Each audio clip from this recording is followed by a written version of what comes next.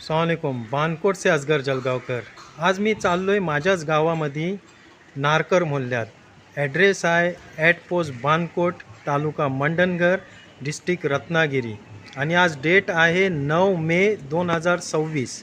आणि जो आपला वेलास टू बानकोट जो रोड आहे, जो बानकोटवरनं वेलासला जातो, ते मागं मी व्हिडिओ बनवला होता. त्याच्यामध्ये होल पडलेला आहे. एवढा मोठा होल आहे की जो नाला आहे हजवानेच्या घराजवळ, हजवानेच्या अपोजिटला जो नाला आहे रोडामध्ये, त्याला होल पडलेला आहे. एवढा मोठा होल आहे की तुम्हाला आता मी कंडिशन दाखवतो त्याची, कसा तो कंडिशनला आहे. आणि गाडी त्याच्यामध्ये फसून काहीतरी अपघात होऊ शकतोय. तेव्हा तो आपल्या ब्रिजचा काम चालू आहे, त्याचा पत्रा आणून त्याच्यावर टाकलेला आहे. काम चाललं आहे अजूनपर्यंत. आज किती महिने झाले त्याचं काम अजून अपूर्ण आहे. तर मी पुढं अपलोड करतो आहे व्हिडिओ, तुम्हाला दाखवतो आहे की त्याची कंडिशन कशी आहे. चला आता जाऊ आपण नारकर मोहल्ल्यामध्ये. ठीक आहे, व्हिडिओत लास्टपर्यंत जुळून राहा. नारकर मोहल्ल्यामध्ये पोचलो आहे मी आता. हा वे आहे आपला बानकोटकडे जातो आणि हा वे आपला जातो आहे वेलासमध्ये. आणि हा हजवानेच्या घराच्या समोर जो रस्ता आहे त्याच्यामध्ये जो हा नाला आहे, हा बघा कंडिशन बघा त्याची. हा बघा एखादा तसा होल बनलेला आहे. हा बघा हा नाला आहे, ह्या नाल्याचाच तो होल आहे. हा बघा पूर्ण इथपर्यंत आला आहे, इथपर्यंत होल आला आहे, इथपर्यंत होल आला आहे. आणि हा पत्रा आपला ब्रिजचा पत्रा टाकलेला आहे त्याच्यावर. 7 महिने झाले काम चाललं आहे, कोणच लक्ष देत नाही त्याच्यावर. आणि काय बोलतो मनसूर भाई, माझी पण गाडी त्याशी आंब्याची गाडी येण्यात फसली होती. हा. लोकांनी जेव्हा ढकलून काढल्यामध्ये 40-50 लोक होतं, 250 डाग होतं, त्यातला गाडी फसली. बिला टाकून म्हणजे काढल्या, अपघात झाला असता काय ना काय, तो चालला नशीब. आणि हे मला वाटतं हे मोड्या आलेल्या आहेत कामासाठी, 3 महिने झालेल्या आहेत आणि येऊन पडलेल्या आहेत इथं. कामावर अजून कायच लक्ष नाही. हा बघा मटेरियल पण पडलेला आहे. हा तो नाला आहे. हा बघा आता गाडी बघा कशी येतं त्याच्यावरनं. हा बघा ही कंडिशन बघा, गाडी याची कंडिशन बघा, पूर्ण दबतोय, पूर्ण दबतोय. हा बघा हे फल्या टाकलेल्या आहेत त्याच्यामध्ये. फल्या टाकून म्हणजे एखादा पॅक केलेला आहे. इथं मोठं दगड टाकलेलं आहे, ते सली बघा.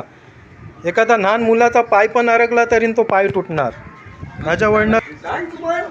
हे बघा परत एकदा मी ॲड्रेस सांगतो. At post Bankot, Narkar Mohalla, taluka Mandangad, district Ratnagiri.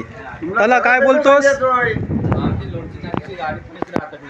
नाव सांगा पहिले तुमचं. माझं नाव आता फारुख पटवार. हा, काय झाला होता? आमची जी गाडी जाते लोटची ते इकडे अटकली होती आमची गाडी. असं म्हणजे इथं किती प्रॉब्लेम आहे इथं मोहल्ल्यामध्ये ते बघू शकता.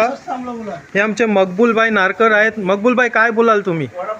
कारण हे पंचायतने 2दा अर्ज देऊन मोकळ झाली, पण अजून त्यांच्यावर काही कारवाई होई नाही.